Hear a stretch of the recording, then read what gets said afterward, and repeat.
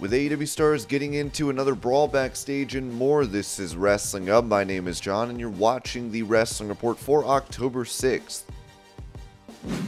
Before we get into the rest of the video, make sure you subscribe to Wrestling Hub and turn on all notifications to stay up to date with everything in the world of pro wrestling. Also, don't forget to follow us on Instagram at Wrestling Hub Official and follow us on Twitter at Wrestling_Hub.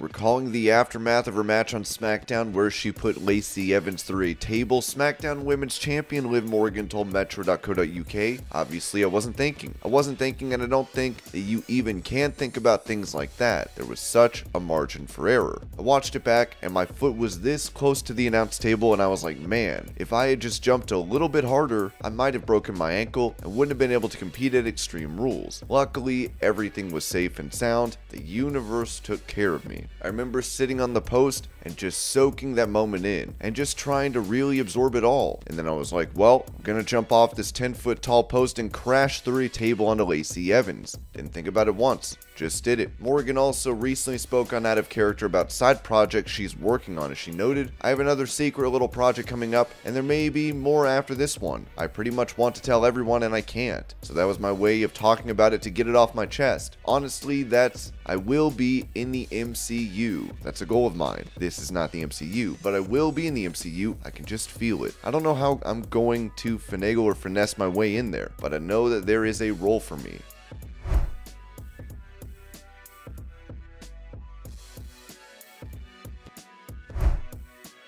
With Bandido making his AEW debut against Chris Jericho recently, it's been reported that now he is with the company. Fightful Select has learned that former Ring of Honor World Champion Bandido has agreed to terms with All Elite Wrestling. Bandido debuted for the company on short notice in an ROH World title match on the September 28th Dynamite episode in a losing effort against Chris Jericho that got positive reviews. We haven't heard that Bandido has officially signed, but he was offered a deal last week, and those close to him say that he's agreed to terms.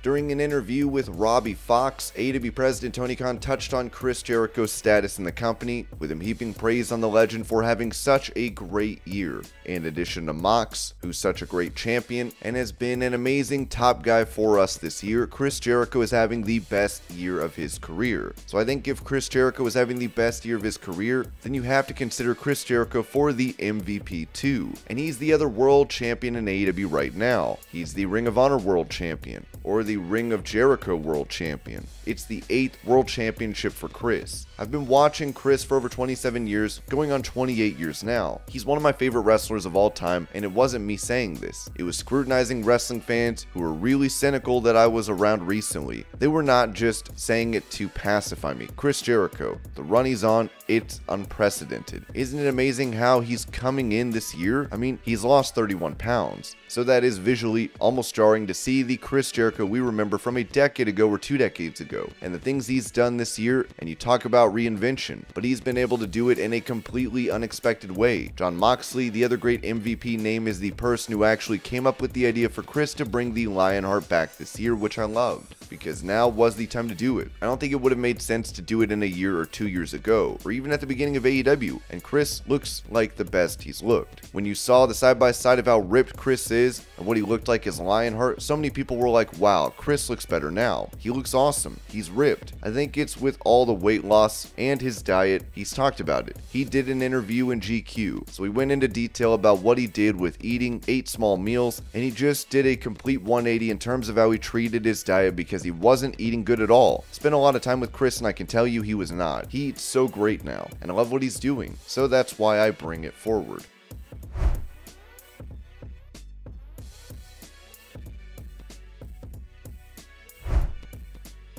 With Variety, Tony Khan would be asked about his relationship with MJF, who apparently signed a new deal without a contract extension. It's very professional. He's been part of AEW from day one, and he's one of the most important stars on our TV show. Whether you love MJF or love to hate MJF, I think he's one of the wrestlers who's connected with the audience in recent years and made himself a star. He's also had the company behind him to help build him and support him. I think that he is the total package of everything it takes to be a successful pro wrestler. I think he has it all. He's a really important part of AEW.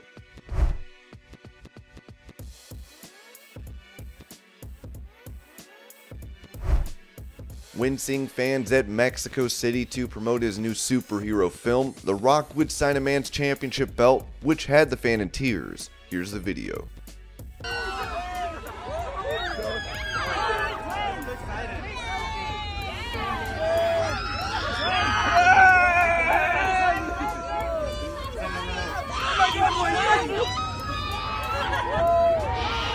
It works!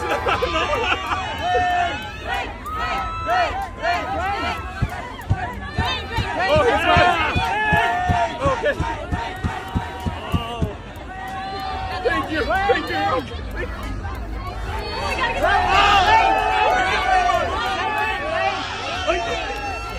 Thank you!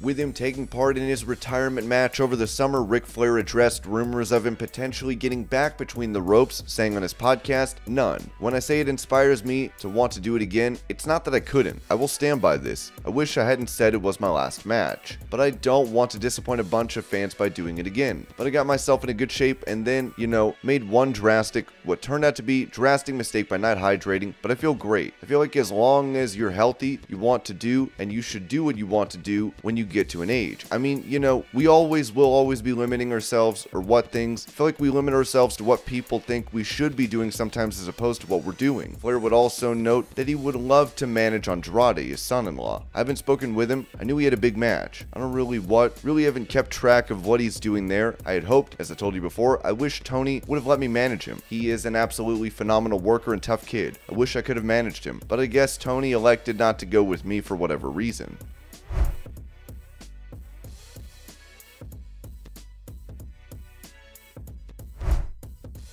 With him getting arrested for DUI back in June, it seems these legal issues will prevent Jeff Hardy from returning to AEW anytime soon, as it was reported that Hardy has a pre-trial hearing for his DUI-related charges in Florida on Wednesday, October 19th. As we reported over the summer, Hardy's attorneys waived his right to a speedy trial and requested a hearing set for July be pushed back 60 days to assist in his defense. The October 19th date would be the rescheduled hearing. PW Insider is told Hardy is still officially with AEW, but is not expected to return from his suspension until his legal matters are cleared up, and he's shown he can maintain sobriety. Hardy has been in treatment for some time after his arrest earlier this year.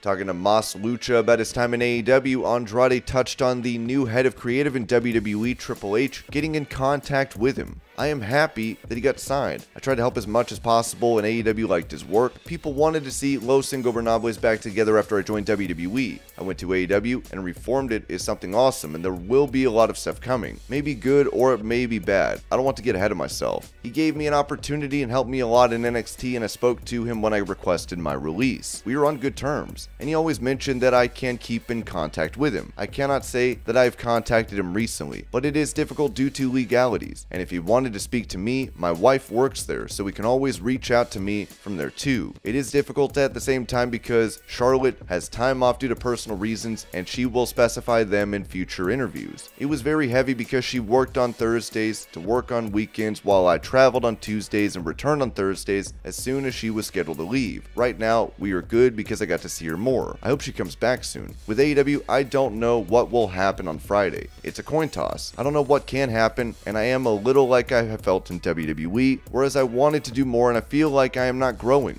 I want more. I'm not a conformist. Even if they pay me a lot, I get good pay and I work fewer dates, but I want more. It's been over a year since I joined AEW. A lot of people already know me from WWE, but it's time to focus on the championship. I want more.